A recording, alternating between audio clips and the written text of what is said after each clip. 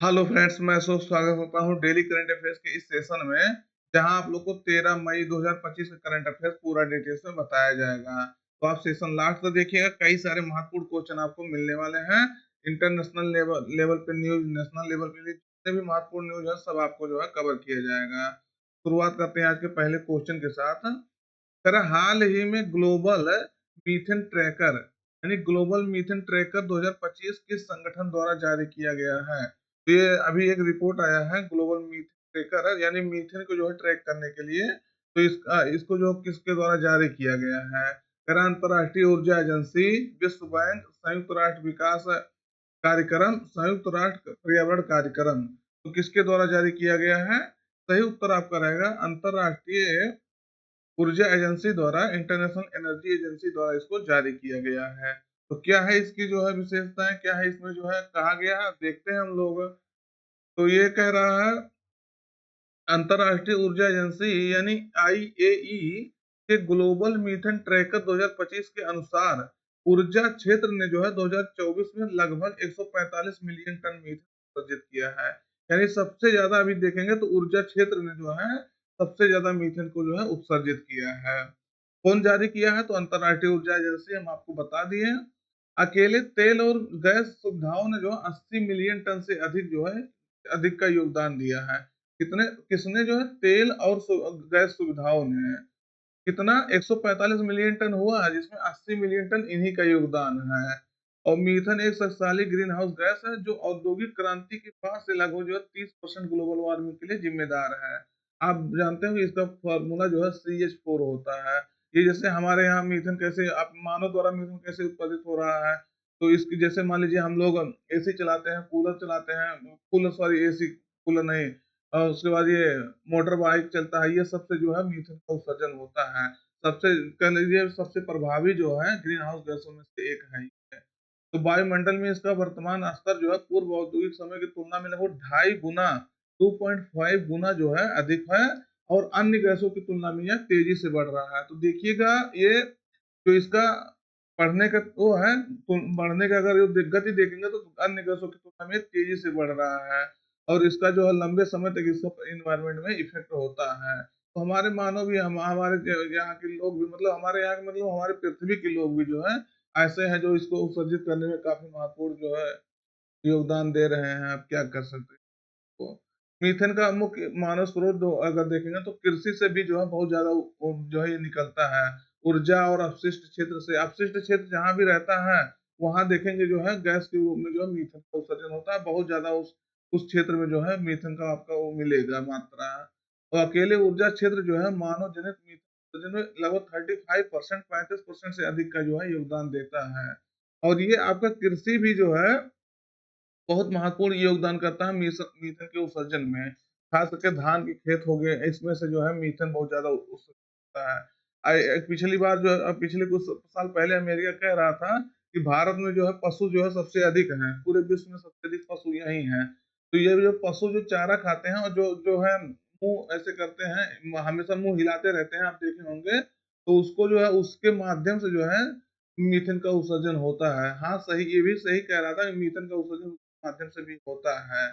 तो जो है हमारे यहाँ कृषि हो गया, ऊर्जा हो गया, अपशिष्ट हो गया, ये सब है आपका मीथेन का उत्सर्जन होता है। ध्यान रखना है, आपके लिए महत्वपूर्ण क्वेश्चन है। अगला कह रहा हाल ही में 10वां अंतर्राष्ट्रीय व्यापार मेला ये कहाँ आयोजित किया गया है? तो अंतर्राष्ट्रीय व्यापार मेला है, इसका आयोजन कहीं किया गया है, तो किस देश में किया गया है ये आपको बताना है। थाईलैंड, नेपाल, भूटान, श्रीलंका। तो कहाँ इसका आयोजन किया गया था? सही उत्तर आपका रहेगा नेपाल में इसका जो है आयोजन किया गया था। तो अंतर्राष्ट्रीय लेवल पे जो है व्यापार को बढ़ावा देने के लिए यह मेला का आयोजन हुआ है। अब देखते हैं क्या है। तो नेपाल के वाणिज्य मंत्री ने भ्रू कुटी भ्री कुटी मंडप नेपाल में जो है 10वें अंतर्राष्ट्रीय व्यापार मेले का उद्घाटन किया है। कहाँ किया है? भ्री कुटी भ्री कुटी मंडप में। और 15 दिवसीय इस कार्यक्रम में जो है नेपाल, चीन, यूक्रेन, बांग्लादेश, तुर्की के प्रतिभागियों के साथ जो है 120 मंडप जो है शामिल किए गए थे। और भी देश थे, लेकिन ये देश भी इसमें शामिल हुए थे। तो अंतर्राष्ट्रीय लेवल पे जो है वाणिज्य और व्यापार को बढ़ावा देने के लिए इस मेले का आयोजन हुआ था। और कई देश इसमें अपना मंडप लगा करके जो है, पंडाल लगा करके जिसको कहते हैं, उसमें अपने जो है वस्तुओं को प्रचार कर रहे थे, प्रसार कर रहे थे। वैश्विक व्यापार और प्रदर्शन के लिए देखेंगे तो व्यापार से व्यापार संबंध इसका जो है करना उद्देश्य था। यानी वैश्विक व्यापार प्रदर्शन के लिए व्यापार से व्यापार संबंध बनाना है इसका उद्देश्य है। ये आपको ध्यान रखना है, महत्वपूर्ण है। अगला देखते हैं हम लोग क्वेश्चन। कह रहा कह रहा हाल ही में यूनेस्को प्रेस स्वतंत्रता पुरस्कार यानी यूनेस्को प्रेस फ्रीडम प्राइज से जो है इस समाचार पत्र को सम्मानित किया गया है। तो देखिएगा ये यूनेस्को है, यूनेस्को द्वारा जो है दिया जाता है। तो इसका है ना स्वतंत्रता पुरस्कार है, प्रेस के लिए स्वतंत्रता पुरस्कार, यानी आपको नाम से पता चल रहा है यूनेस्को का संगठन दे रहा है, और जो प्रेस की स्वतंत्रता के लिए काम करता है, ऐसे जगह जो कह लीजिए कि सरकार के विपक्ष में कार्य करते हैं, सरकार की जो है सारी कमियों को गिनाते हैं और स्वतंत्रता के रूप में जो है कार्य करते हैं, स्वतंत्र होकर काम करते हैं, वैसे पत्रकार को दिया जाता है, वैसे पत्रकार समाचार पत्र को दिया जाता है। तो किसको दिया गया है? न्यूयॉर्क टाइम्स के ला प्रेंसा, दी गार्जियन, अल जजीरा। तो किसको दिया गया है? सबसे महत्वपूर्ण बात यह है कि ये ला प्रेंसा को दिया गया। किसको दिया गया? ला प्रेंसा को दिया गया। आप निकारागुआ जानते होंगे, सुने होंगे जरूर। निकारागुआ जो है अमेरिका और दक्षिण अमेरिका और उत्तर अमेरिका के बीच में जो है कैरिबियन देश है, वहीं जो है इसका लोकेशन है। शायद हम लोकेशन नहीं लगाए हैं, आपको बता दे रहे हैं, जाके देखिएगा। निकारागुआ में जो है तानाशाही चल रहा है, तो उस तानाशाही के खिलाफ जो है ला प्रेंसा ने पत्रकारिता कई वर्षों से कर रहा है। इसके लिए इस जो है तानाशाही के खिलाफ पत्रकारिता करने के लिए इसको जो है ये पुरस्कार दिया गया है, यूनेस्को द्वारा स्वतंत्रता पुरस्कार दिया गया है। तो याद रखना है, ये आपके लिए महत्वपूर्ण क्वेश्चन हो गया। ये ला प्रेंसा पूछा जाता था ऐसे डायरेक्टली कि ये ला प्रेंसा को दिया गया है, तो ये किस देश का जो है समाचार पत्र है? देखिएगा ध्यान से, इस क्वेश्चन सुनिएगा कि यूनेस्को प्रेस स्वतंत्रता पुरस्कार है 2025 से जो है ला प्रेंसा को सम्मानित किया गया, लेकिन ये किस देश का जो है समाचार पत्र है? तो आपको याद रखना ये कहाँ का? निकारागुआ का है, ध्यान रखना है। तो निकारागुआ के जो है ला प्रेंसा न्यूज़पेपर को यूनेस्को प्रेस फ्रीडम अवार्ड जो है 2025 दिया गया है। निकारागुआ जो है 2007 से जो है लगभग तानाशाह देश जो है बनकर उभरा है, तब से तानाशाही वहां जो है चल रही है। तो पत्रकारिता के क्षेत्र में ये तब से जो है तानाशाह के खिलाफ बहुत अच्छे लेवल पे जाकर के पत्रकारिता कर रहा है। तो यूनेस्को प्रेस फ्रीडम अवार्ड जो दिया जाता है, ये यूनेस्को अवार्ड द्वारा जो है दिया जाता है। अगर इसका अन्य नाम देखेंगे तो Guillermo Cano world press freedom prize है। अगर पुरस्कार राशि देखेंगे तो 25,000 जो है डॉलर। तो इसका डॉलर में अगर आप देखेंगे तो 25,000 डॉलर है मान लीजिए। तो हम कह रहे कोई कुछ नहीं करिए, आप इसको 85 से 90 के आसपास कभी चलता है, लेकिन 85 से गुणा कर दीजिए। अब आपको समझ में आ जाएगा कितना अच्छा इसमें जो है पैसा दिया जाता है। तो आपको अच्छा खासा इसमें जो है पुरस्कार राशि दी जाती है। तो यह पुरस्कार ऐसे लोगों को दिया जाता है जिन्होंने प्रेस की स्वतंत्रता के लिए जो है काम किया हो। तो कैसे लोगों को दिया जाता है? जो प्रेस की स्वतंत्रता के लिए अच्छे लेवल पर जाकर के कार्य करते हैं। याद रखना है, आपके लिए बहुत महत्वपूर्ण क्वेश्चन है। पिछली वर्ष जो किसको दिया गया था? तो पिछली वर्ष अगर देखेंगे तो आप जानते होंगे गाजा और फिलिस्तीन ये सब कैसे जो है लड़ रहे थे। तो फिलिस्तीन में जो है पत्रकारिता करने के लिए फिलिस्तीन के जो है पत्रकार को दिया गया था 2024 में। तो ये पूरे विश्व में जो है हर वर्ष ऐसे किसी को दिया जाता है जो पत्रकारिता के क्षेत्र में अच्छे लेवल पे काम करते हैं और प्रेस की स्वतंत्रता के लिए जो है काम करते हैं। आप जानते होंगे हमारे संविधान के अनुच्छेद 19 में बंटवारा किया गया कई भागों में। तो अनुच्छेद 19 में जो है अभिव्यक्ति की स्वतंत्रता है, जिसके अंतर्गत आपका प्रेस की स्वतंत्रता भी आता है। फिर अभिव्यक्ति मतलब आपको व्यक्त करने की स्वतंत्रता है, तो याद रखना है। कह रहा किस राज्य सरकार द्वारा ब्रह्मोस मिसाइल निर्माण करने की जो है इकाई स्थापित करने की घोषणा की गई है? तो ये आपको बताना है किस राज्य सरकार द्वारा किया गया है। और ब्रह्मोस अभी बहुत न्यूज में रहा है पिछले, जब से भारत पाकिस्तान जो है आपस में टकराव बढ़ गया था तब से। तो ये आपको बताना है कि ये ब्रह्मोस मिसाइल किस राज्य द्वारा निर्माण करने के लिए, मतलब उसकी इकाई स्थापित करने के लिए घोषणा किया गया है। सही उत्तर आपका रहेगा उत्तर प्रदेश की योगी आदित्यनाथ सरकार ने लखनऊ में जो है ये कहा है कि हम इसके ब्रह्मोस मिसाइल का निर्माण करने के लिए इकाई स्थापित कर रहे हैं, और हर साल लगभग 100 ब्रह्मोस मिसाइल जो है इसका उत्पादन होगा। कहाँ? लखनऊ, उत्तर प्रदेश की राजधानी लखनऊ में। तो याद रखना है, अब ब्रह्मोस मिसाइल के बारे में चर्चा में है तो इसके बारे में पूरा हम लोग देख लेते हैं क्योंकि बहुत ज्यादा न्यूज में रहा तो आपसे पूछे जाने की बहुत ज्यादा संभावना भी हो जाता है। तो ऑपरेशन सिंदूर के दौरान जो है भारत के कथित तौर पर पाकिस्तानी सैन्य प्रतिष्ठानों के खिलाफ जो है पहली बार युद्ध में जो है ब्रह्मोस सुपरसोनिक क्रूज मिसाइल का जो है इस्तेमाल किया गया है। तो ये क्या है? ब्रह्मोस सुपरसोनिक क्रूज मिसाइल है, याद रखना है। और ब्रह्मोस मिसाइल के बारे में जानेंगे। तो ब्रह्मोस जो है भारत और रूस द्वारा जो है संयुक्त रूप से विकसित एक सुपरसोनिक क्रूज मिसाइल है। यह एक सटीक हमला करने वाला हथियार है, जिसे जमीन से भी, हवा से भी, समुद्र से और पानी के नीचे यहाँ तक कि वहां से इसको जो है दागा जा सकता है। सोचिए, जमीन से अलग बात है, हवा से अलग बात है, समुद्र से अलग बात है, मतलब जहाज से, उसके पानी के अंतर्गत अंदर भी इसको नीचे भी ले जाकर के वहां से इसको दागा जा सकता है। तो सोचिए कितना जो है एक ताकतवर जो है ये हमारा मिसाइल है। तो इसको विकास कब किया गया था? तो 1998 के जो है अंतर सरकारी समझौते का एक उत्पाद है ब्रह्मोस एरोस्पेस, भारत के जो है डीआरडीओ जो 50.5% शेयर के साथ, और रूस के जो है एनपीओ मशीनो एस्टोनिया 49.5% के बीच में हो संयुक्त उद्यम हुआ है। यानी जो है इसका शेयर होता है ना कि कितना परसेंट को उत्पादित करता है। तो भारत का डीआरडीओ जो 50.5% जो है इसमें शेयर किया है, और 49.5% जो है रूस का जो एनपीओ है उसके द्वारा इसको संयुक्त रूप से इसका विकास किया जाता है। इसका नाम कैसे पड़ा है? तो इसका नाम जो है भारत की एक ब्रह्मपुत्र नदी है, आप जानते होंगे, जो असम ये सब क्षेत्र में जो पूर्वी भारत में बहती है, और बड़ी नदी है, और वहां की रूस की जो है मोस्कावा नदी है। तो मोस्कावा और रूस ब्रह्मपुत्र नदी को मिलाकर के जो है ब्रह्मोस बना है, ब्रह्मोस। तो इस नाम से इसका नाम पड़ा है क्या? ब्रह्मोस नाम पड़ा है। याद रखना है, बहुत महत्वपूर्ण बात बता रहे हैं आपसे। क्वेश्चन ऐसे आपसे पूछा जा सकता है किस देश से लिया गया, दूसरे नंबर किस नदी के नाम पर जो है इसका नाम रखा गया है। तो किस नदी के नाम पर रखा गया है? ब्रह्मपुत्र नदी भारत का, और मोस्कावा नदी जो है, मोस्कवा या मोस्कावा कहीं कहा जाता है, रूस का है।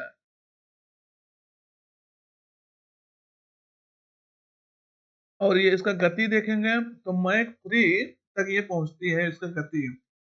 मैक 3 मतलब क्या होता है? तो ध्वनि की गति से जो है 3 गुना, यानी जितना यहाँ 5 आ लीजिए, मैक 5 आ गया, तो जो ध्वनि की गति होती है उससे 5 गुना ये जो है तेज चलती है।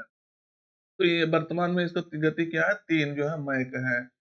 अगर मार्गदर्शन देखेंगे तो इसका ये किस रूप में काम करती है? दागो और भूल जाओ, यानी फायर एंड फॉरगेट कहते हैं इंग्लिश में। क्या कहते हैं? Fire and forget. इसका मतलब क्या हो गया? बहुत लोग जानेंगे, इसका मतलब जानना चाहेंगे। फायर एंड फॉरगेट क्या होता है? तो फायर एंड फॉरगेट होता है, एक बार आप निशाना किसी को लगा करके, मान लीजिए कोई चलता फिरता यहाँ, मान लीजिए पाकिस्तान को, मानते हैं ज्यादा सही लगेगा आपको सुन के, पाकिस्तान का यहाँ जो है कोई एक जो है ऐसा, मान लीजिए वहां का कोई एक सिस्टम है, मिसाइल है, तो यहाँ रखा गया है पाकिस्तान में कहीं एक विशेष स्थान पे, रावलपिंडी मानते हैं, रावलपिंडी एक जो है अभी न्यूज में था, रावलपिंडी में एक कहीं रखा है। फिर मान लीजिए इसको खतरा लगा, तो ये हमारे यहाँ से, यहाँ इंडिया बैठा है, इंडिया ने इसको निशाना किया कि इसको हमें हिट करना है, उसका एयर डिफेंस सिस्टम मान लीजिए यहाँ रखा है, कहाँ रखा है? रावलपिंडी में रखा है। तब अब इसको हम जो है हिट करना चाहते हैं। अब ये मान लीजिए चलता फिरता है, क्योंकि जो है एयर डिफेंस सिस्टम, तो इसमें जो है ये यहाँ से लेकर के यहाँ गायब हो गए। अब हम छोड़े यहाँ मिसाइल साध करके, कहाँ? यहाँ, कि हाँ इसी को हमको साधना है, जो ये इसका एयर डिफेंस सिस्टम है, लेकिन ये भग गया यहाँ, तो ये यहाँ भी जाएगा। मतलब आप छोड़े निशाना यहाँ के लिए, लेकिन भागा यहाँ, तो यहाँ भी ये जाएगा। यानी फायर एंड फॉरगेट, एक बार फायर कीजिए उसके बाद भूल जाइए हम आपके, हमारा काम क्या है, बस ये अपना काम अब ब्रह्मोस करेगा। ब्रह्मोस का ये जिम्मेदारी बन जाता है कि हमें यहाँ जाके भी मारना है। सोचिए जो है कितना अच्छे लेवल पे ये सुसज्जित किया गया है। तो प्रणाली से जो है सुसज्जित प्रक्षेपण के बाद जो है किसी मानवीय इनपुट की आवश्यकता नहीं होती है। मतलब वही चीज, यहाँ इसको यहाँ से कंट्रोल करने की, यहाँ नहीं यहाँ चलना है, यहाँ नहीं यहाँ चलना है, अरे ये भग रहा है इसका पीछा करो, ऐसा कुछ नहीं है। ऐसे इसको एक बार छोड़ने के बाद फिर आप भूल जाइए कि हम हमारी कोई जिम्मेदारी है, ये अपने आप जो है इसको सेट कर लेगा अपने निशाना को। तो ध्यान रखना है, बहुत महत्वपूर्ण है, इसको देख लीजिए एक बार। ये है आपके ब्रह्मोस। अभी ब्रह्मोस को हम लोग जो है हाल ही में किसको दिए थे? फिलिस सॉरी फिलीपींस को। फिलीपींस को हाल ही में जो है ब्रह्मोस को, मतलब इसको बेचे थे। तो याद रखना है, तो पहला देश बना था फिलीपींस, जिसको हम लोग ब्रह्मोस निर्यात किए थे। तो ये भी आपको ध्यान रखना है। अगला है प्रधानमंत्री सूक्ष्म खाद्य प्रसंस्करण उद्यम औपचारिकरण जो है, यानी पीएमएफएमई योजना के कार्यान्वयन में जो है किस राज्य ने प्रथम स्थान प्राप्त किया है? तो ये अभी जो प्रधानमंत्री सूक्ष्म खाद्य प्रसंस्करण उद्यम औपचारिकरण योजना चल रहा था, तो जून 2020 में शुरू किया गया था। तो इसमें इस योजना के तहत जब ये दिखा गया कि इसका कार्यान्वयन किस राज्य का सबसे अच्छा स्थान है, तो आपका बिहार राज्य जो है इसमें सबसे टॉप रैंक पाया है। तो याद रखना है बिहार, क्योंकि जो है आपको लगेगा नाम से थोड़ा पिछड़ा देश, पिछड़ा राज्य है, लेकिन अभी बिहार इसमें जो है प्रथम स्थान पे आया है। क्या है इस योजना के बारे में पूरा हम लोग देखते हैं। तो हाल ही में उद्योग मंत्री द्वारा जो है घोषित 2024-25 में जो है प्रधानमंत्री सूक्ष्म खाद्य प्रसंस्करण उद्यम जो है औपचारिकरण यानी पीएमएफएमई योजना को जो है लागू करने में बिहार ने पहला स्थान हासिल किया है। कैसा कैसा स्थान हासिल किया है? पहला। पीएमएफएमई यानी प्रधानमंत्री सूक्ष्म खाद्य प्रसंस्करण उद्यम औपचारिकरण योजना। तो यह छोटे खाद्य प्रसंस्करण व्यवसाय को जो है बढ़ावा देने में बिहार की सफलता को जो है दर्शाता है। अच्छा, खाद्य प्रसंस्करण आप समझते हैं कि नहीं? फूड प्रोसेसिंग कहते हैं। फूड प्रोसेसिंग, तो इसका मतलब आप समझते हैं कि नहीं समझते हैं? आप बताइए। वैसे इसका मतलब क्या होता है ये बताना है आपको। तो इसको समझ लीजिए कि फूड, क्योंकि ये इसी से संबंधित है, प्रसंस्करण उद्यम औपचारिकरण। तो सूक्ष्म खाद्य के लिए जो है, जैसे मान लीजिए आपके पास टमाटर है। क्या है? आपके पास टमाटर है। टमाटर को जो है, टमाटर जल्दी खराब हो जाता है, तो टमाटर को सॉस बना करके रख लीजिए, या चटनी बना करके इसको जो है सॉस, इसको चटनी बना करके फूड प्रोसेसिंग इंडस्ट्री एक लगाइए, मतलब जो खाद्य प्रसंस्करण उद्योग होता है उसको लगा करके टमाटर को चटनी के रूप में परिवर्तित कर दिया गया।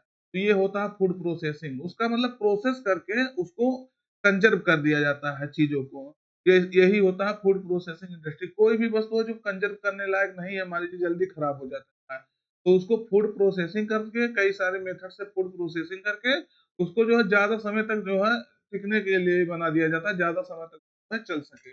वही फूड प्रोसेसिंग इंडस्ट्री के माध्यम से उसको प्रोसेस किया जाता है।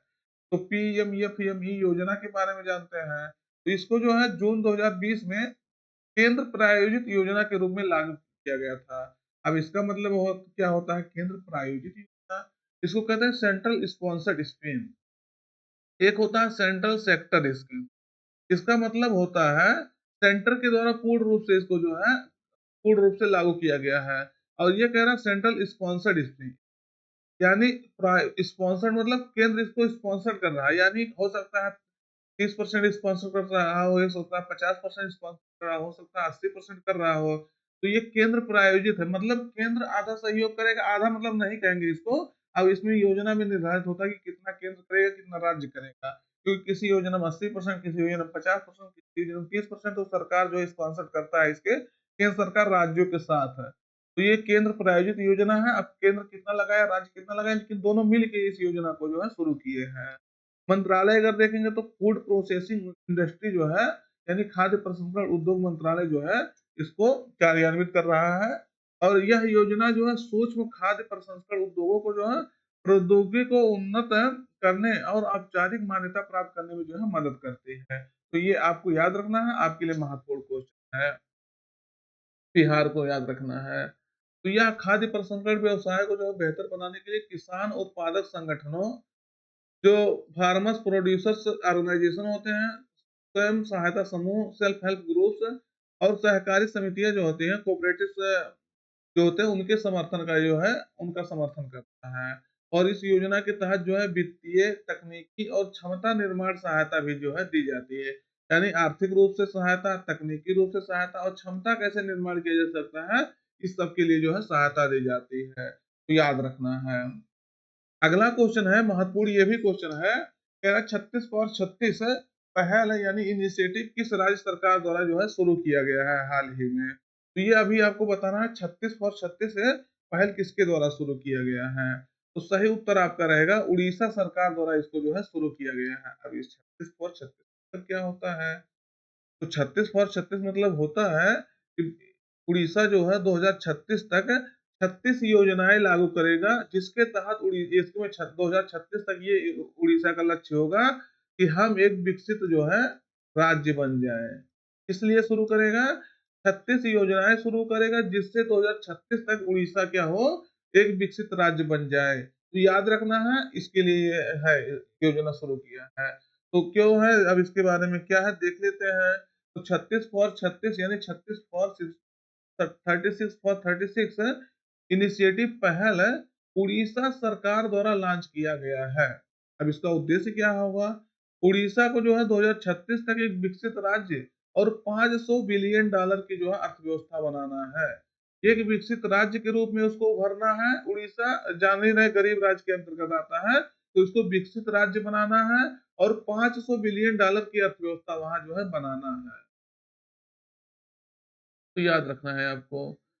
उसके बाद देखेंगे इस पहल के तहत जो है उड़ीसा में 36 परियोजनाएं शुरू की जाएंगी। आपसे हम पहले बता दिए ना कितनी परियोजनाएं शुरू की जाएंगी, 36 परियोजनाएं शुरू की जाएंगी, जो अलग अलग सेक्टर में जो है होंगी और जिससे उड़ीसा का आर्थिक विकास होगा और 2036 तक जो है उड़ीसा एक विकसित राष्ट्र जो है बन सके।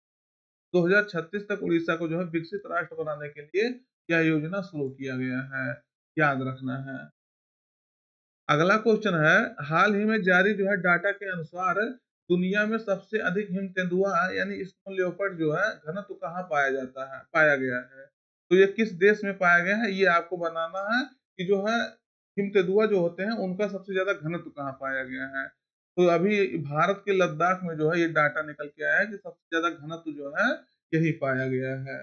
तो देखते हैं, हाल ही में हुई अध्ययन के अनुसार जो है दुनिया में सबसे अधिक हिमतेंदुआ का घनत्व जो है भारत के लद्दाख शहर में जो है मिला है, लद्दाख में मिला है। तो लद्दाख में आपका हेमिस नेशनल पार्क है, अभी आपको दिखा देते हैं। बहुत क्वेश्चन बहुत बार पूछा गया है, ध्यान रखना है, देखिएगा इसको याद रखना है। तो हेमिस नेशनल पार्क में जो है यह सर्वाधिक घनत्व है इसका पाया गया है। यहाँ हिम तेंदुआ का जो है घनत्व 2.07 प्रति 100 किलोमीटर स्क्वायर है तथा तिब्बत में यह 1.84 प्रति 100 किलोमीटर स्क्वायर से ज्यादा है। तो याद रखना है, मतलब अगर देखेंगे तो सेकंड स्थान पे पहले स्थान पे लद्दाख, सेकंड पे आपका तिब्बत आ जाएगा। भारत में कुल 709 जो है हिम तेंदुओं को जो है पता किया गया है। कितना, 709 जो है हिम तेंदुआ को डिटेक्ट किया गया है, इसमें 477 केवल लद्दाख में है। सोचिएगा, आधा से ज्यादा कहाँ है, लद्दाख में केवल है। तो इसलिए जो है इम्पोर्टेंट है। आईसीएन स्थिति अगर देखेंगे जिसका जो है हिम तेंदुआ का, तो सुभेद्य जो है वल्नरेबल कैटेगरी में ये आता है। यानी ये जो है वल्नरेबल है इसकी स्थिति, यानी ये जो है गंभीर स्थिति से गुजर रहा है। अगर इसका देखेंगे कहाँ कहाँ पाया जाता है, तो पूर्वी अफगानिस्तान, हिमालय, खास करके पश्चिमी हिमालय, तिब्बत पठार, साइबेरिया, पश्चिमी चीन जो है मंगोलिया में पाए जाते हैं। सॉरी, पश्चिमी हिमालय नहीं, पूर्वी हिमालय में, हम भूल गए, पूर्वी हिमालय में। तो यहाँ यहाँ ये पाया जाता है। अब इसका इमेज हम लोग देख लेते हैं। ये देखिएगा आपका हिमतेंदुआ है, स्नो लेपर्ड्स है। तो याद रखना है, ये आपका देखेंगे हेमिस नेशनल पार्क आपका कहाँ है, लेह में है, लद्दाख में। तो ये क्वेश्चन भी आपके लिए महत्वपूर्ण है, ये क्वेश्चन पूछा जा चुका है, हेमिस नेशनल पार्क कहाँ है, तो याद रखना है। अगला क्वेश्चन है, हाल ही में विमोचित जो है पुस्तक है जनता की कहानी मेरी आत्मकथा, ये किसके द्वारा जो है लिखी गई है, जो अभी न्यूज में था। तो इसको क्योंकि अभी विमोचित किया गया है, वो भी कोई ऐसे तैसे व्यक्ति नहीं विमोचित किए हैं, भारत के उपराष्ट्रपति जो है जगदीप धनखड़ द्वारा इसका जो है विमोचन किया गया है। तो कौन इस बुक को लिखा है, सही उत्तर रहेगा आपका, जो हरियाणा के वर्तमान में राज्यपाल हैं बंडारू दत्तात्रेय, इनके द्वारा इस पुस्तक को लिखा गया है। किसके द्वारा, जो हरियाणा के राज्यपाल हैं। तो ये जो है ये आपके कहाँ के हैं, ये आपके तेलंगाना से बिलोंग करते हैं। कौन, बंडारू दत्तात्रेय। लेकिन ये अभी आपके जो है वर्तमान समय में तो हरियाणा के जो है ये क्या है, राज्यपाल है। इसके पहले आपके हिमाचल प्रदेश के जो है राज्यपाल ये रह चुके हैं। तो इनके बारे में भी थोड़ा सा ऐसे ये याद रखना है।